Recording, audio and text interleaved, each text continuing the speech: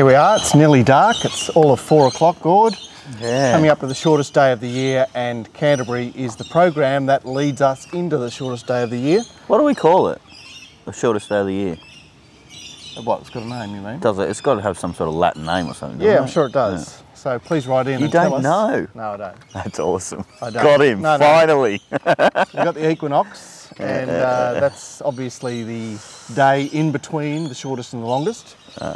But I can't tell you the name for Thursday, 22nd, but I do know that we're going to Broadmeadow on that day because Beaumont's been ruled out on account of soggy surface. Canterbury had a little sprinkle of rain last night. It should be it, and we're looking at a surface that's similar to last Wednesday in terms of going. Perhaps off the rails again. Rails and run might be all right. It was definitely off the rails last Wednesday. I'm saying that, you know, true rail, you're looking at needing to be on the fence. 3 metres is good as gold to be wide, and 6 metres is a bit of both. Okay. And a good looking card it is as well. Oh God, it was tough, wasn't it? Yeah, wow. Yeah. I think you started at the end, did you? You know, when you're going through and I'm ticking horses that I'm interested in backing, and you know, you get to the end of a race and you've ticked 9 horses, and then you've got to go into so much detail to find the one that you particularly like. So if you've ticked that many, that suggests a no play race. No play or excessive value. Right. So yeah. It's one or the other. Okay. You're looking for a premium on what you find. Yep. Okay. Race 1 is an 1100 metre fillies maiden. We've lost the Snowden runner Borouge, so she's not to run. One of only 3 early scratchings on the card. The other 2 are in the nightcap. And in race 1, the touted Sasso Corbaro is $3 in favourite. $4.80 the unraced Duvessa from an unfashionable yard as far as I'm concerned. $6.50 Manicure. $8 down the bottom unraced Velicano. $8.50 up the top Essence. $9.50 number 7 Ord's Honour. $14 its stablemate Garland, and the others are long odds. Now, the bottom one looks to have some toe, so Ordo's Honour should get out, hop out and be handy. I'd suggest that Manicure, who has been a very fast beginner in most of her trials and got squeezed up at the start the other day, could easily make a play for the front. And its stablemate Essence shouldn't be too far away. Did you have a look at this favourite Gord? She trialled at Gosford the other day, and the rail was out. She snuck up along the fence, which may have been slightly flattering. It was stylish, but Was stylish. And Bowman went up to ride. I know. There's just a few little sneaky, you know, positives there, aren't there, that get you scared. Obviously, this is one of those races where I found multiple runners. I wish they were in different races because I'd want to back a lot of these at their next start. It's the one that I'm going to have to go against just on a price value because Too thick a race, is that what you're saying? yeah, too thick a race for me to take that particular price. But if it ends up blowing, which it could really go either way, couldn't it, with those kind of connections? So, Well, I'd suggest the soft one in the race will be Duvessa, who is P-Robel, only one start over only one trial over the short course. and you know what? I thought I was going to pen it, and then it looked stylish as well. Yeah, Right. this is the problem I'm having. So obviously I'm going to be against that one, just purely on the 735 metre. But if it got up, I wouldn't be surprised either. It's one of those tricky races. Yeah, well, so, obviously the market's found it, so it showed something in its trial. yeah, I mean, you know, even the one down the bottom, Velicano, there were some nice trials, but I'm going to be against that one too because of the connections. You know, so I'm seeing things I like about particular horses, but having to draw back. Manicure was given no chance last start, so we don't know what it is. It's got the SP, doesn't it? I was surprised that it ended up being favourite in that particular race, but it was favourite. Have to take that into consideration. Thank God Barouge is out. They took one of the chances out. And you know, I think that Ordo's Honour is probably the one that might be a little bit of value tomorrow. Right, so you're not writing it off on the basis of getting like it got Towed up. Towed up for on the debut. No, what I'm going for is, you know, Chris Waller's second preparation trialled well. I think that's a springboard to maybe do something more, but you know, a lot of question marks here. The ones I would have on top would be 6 Manicure, 7 Ordo's Honour, and 8 Sasso, Corbaro. Whether I back any of them is another matter. Yeah, look, it's a very perplexing race, and I'd suggest that number 1, Essence, was in the worst ground on debut. It was sort of a bit tradesman-like and was obviously a lot longer than its stablemate Manicure, who had no hope. She comes back in distance. Devesa we've spoken about. Garland has got T. Clark on and has shown improvement in its trials. Manicure, as I mentioned, very, very sprightly out of the gates in her trials prior to getting chopped out at the start there at Warwick Farm the other day. So she's a horse of considerable interest here. Auto's Honour, Gordo's pretty much made the case for her. Sasso Cabarro is ex-Michael Friedman, gone to Chris Lees. And the bottom one, good trials, but at home, filly at home, those connections, I'm backpedaling there. What about like Avdallah not riding Manicure? Well, Brown is on the Brown rode him pending to win, so all of a sudden he's got the. You reckon he's gone to number 1? I don't think so. Right. Well, maybe. Yeah. Okay. Well, show me. Avdallah rides Silent Sea in the second last, and Brown rides Philosophy in the last. He would seem to have. He would seem to have the choice there. I'd suggest he's gone to the top of the pops. Okay. But that's just a suspicion. Race 2 is similar in many ways. Yep. The Colts and Geldings 2-year-old maiden. $4.60 is Overshare, no local trial. $6 the unraced Gary Moore Orkin Tolman. $8 is Blaze Ray, unraced Bowman Waller. $8 League of Nations, McAvoy Snowden.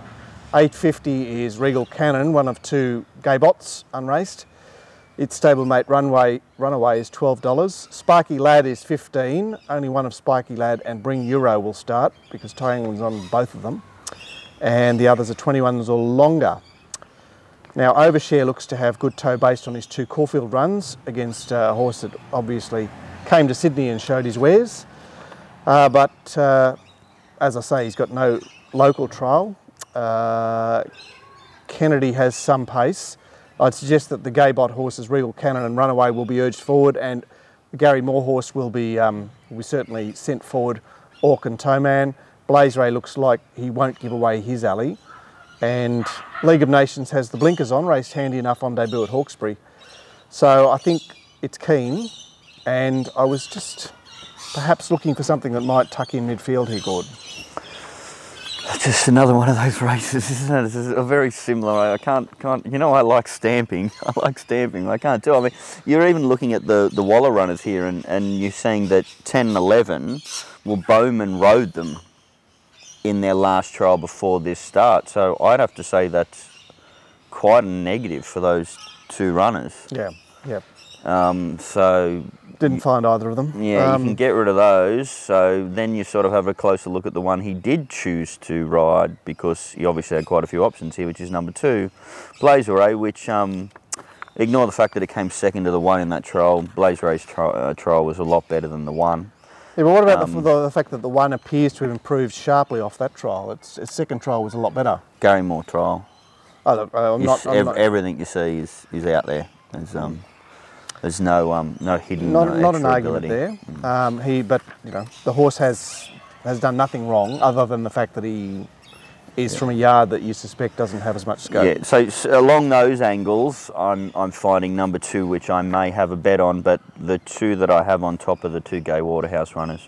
I am actually going to go out to the racetrack and chat to Glenn about the 2 of them, and although you guys at home can't get Mounting Yard Mail, come out to the races and get it with me tomorrow, and then you'll find what I'm backing. That's right. Well, you don't even need to go to Gord. You can go to Glenn first. You can beat Gord, actually.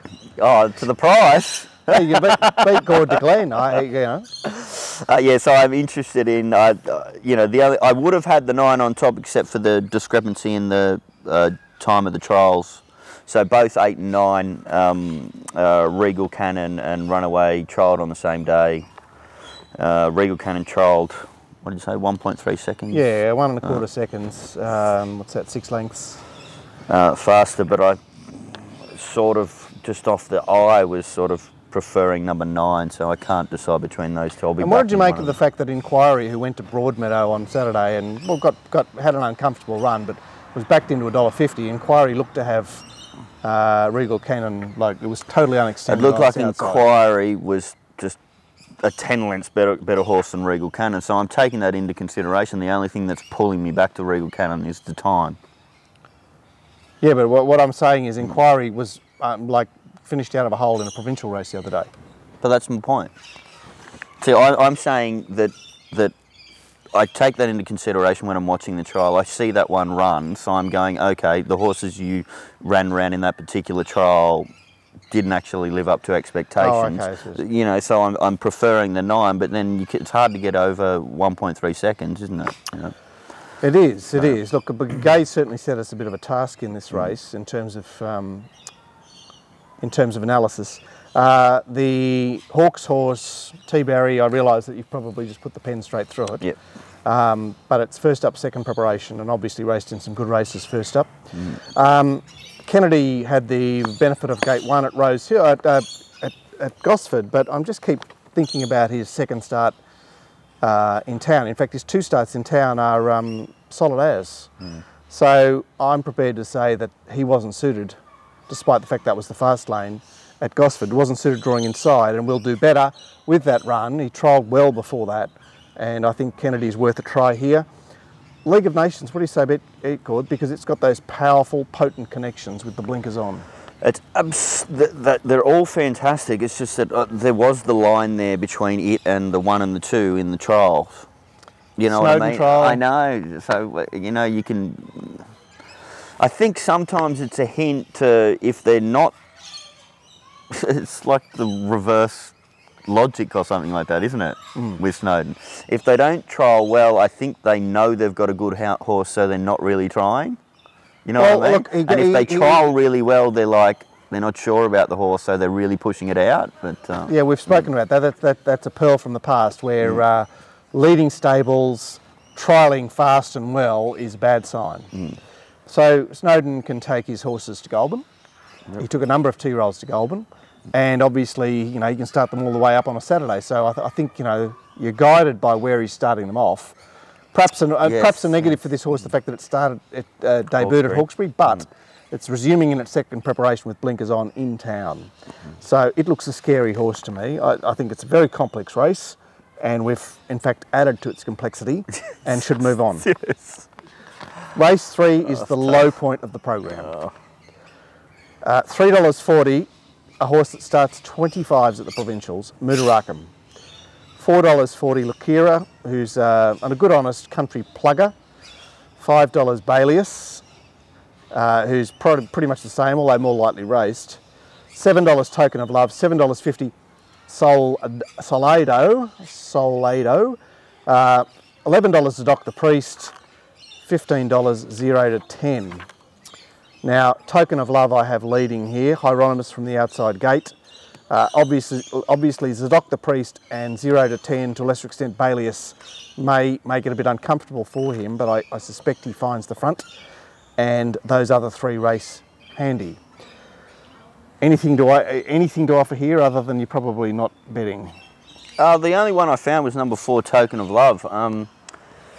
There's obviously some question marks, but there's question marks, a lot of question marks about all these horses. They're all rubbish. This is one where last preparation over the 1550 it won at the track, beating 2 good horses in, or not good horses, but better than this mob, Fortinsky and Murragoldu. That was when it was in quite a reasonable patch of form, that horse, wasn't it? Yeah, he went on to win the Bathurst Cup. Yeah, yep. So I'm saying that's far better. It was given no chance first up on a heavy 10 without trialling. I think it can improve dramatically off that, and we're going from R Hunt to Adam Hieronymus, so there's a few positives there about number 4, Token of Love.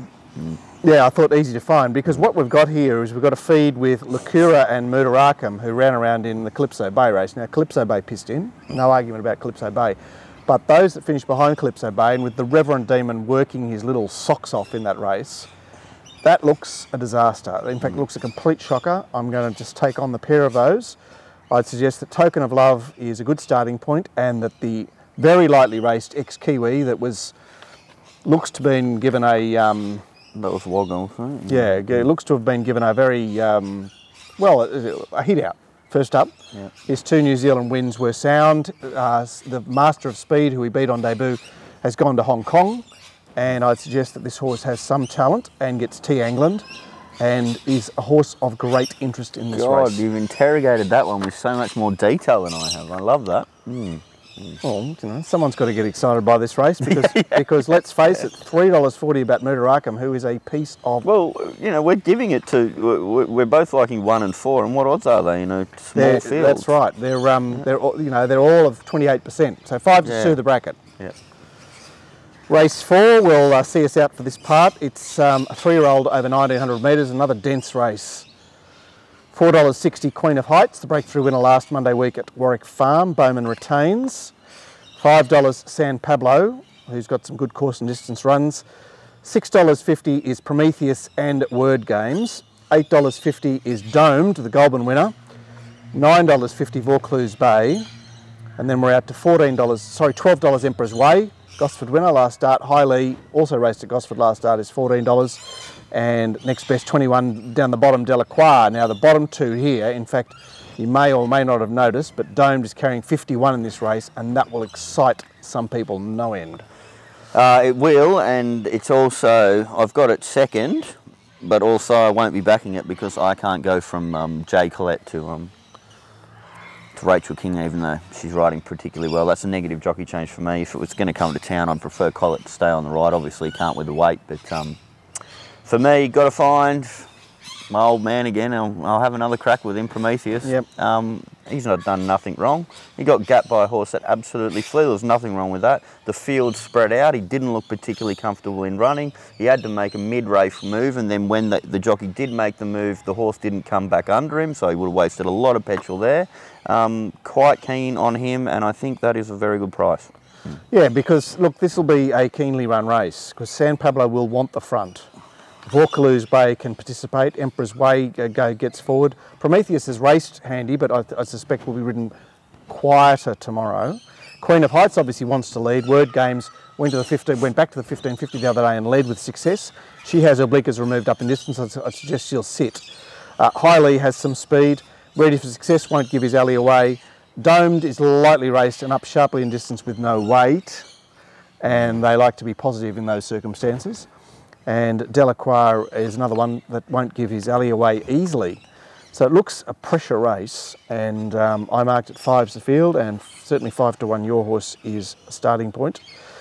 Don't you get the sense that with a bit of cover it will suit this horse? Yeah. Interestingly, Word Games and Prometheus went around at Kembla together, and Prometheus kicked her brains in, but Word Games started shorter, which is of some interest. Word Games, since having won this course, although she's still in her first prep and now has to come out of the Anthony Cummings yard. Look, Domed was very stylish, albeit at Goulburn. I mean, he got completely shuffled back on the inside. There's a line there with the 4-net horse. What's his face? Mozart's Work. That ran second to 4-net at Kembla, and then had every chance at Goulburn and just got steamrolled by this horse. So I marked it to a 10 to 1 chance, but it's a horse of great interest in this race. Yeah, it is. Look, San Pablo has been racing consistently at this course, but has now had a bit of time off despite the trial. Prometheus we've talked about. Emperor's Way has got something to offer. Queen of Heights is obviously just going to be park up there and be given every chance. Horses like the Yucky Earth, who's on a quick back up and was in the slow lane the other day, terrible horse, but will just bludge at the back here. Ready for Success is a stayer that could poke along, and the bottom one is well, he's got a City SP in one run. Very dense race. I'll leave it to better judges than I, and Gord's strongly in favour of Prometheus. So we'll leave it at that and put an end to part 1.